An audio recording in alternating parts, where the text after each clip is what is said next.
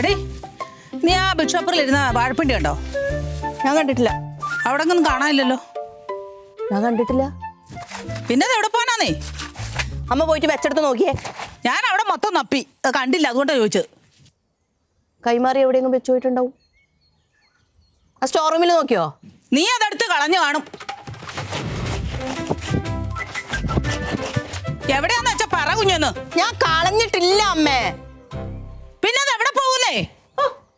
ആ എന്നാ തനിയെ കയ്യും കാലും വെച്ച് നടന്നങ്ങ് പോയിട്ടുണ്ടാവും. എത്ര കഷ്ടപ്പെട്ട് കൊണ്ടുവന്നതാ. ഇവിടെ ഇരുന്നിട്ട് ഇങ്ങനെ ഒച്ചയും ബഹളം ഉണ്ടാക്കുന്ന നേരം കൊണ്ട് അതൊന്ന് നോക്കിയാ പോരെ എവിടെയാ വെച്ചതെന്ന്. പോരെ, പോയി നോക്കിയിട്ട് വാ. പോ. ഞാൻ ഇത്ര നേരം അവിടെ കിടന്ന് നോക്കുമായിരുന്നു. ഞാൻ കണ്ടിട്ടില്ല.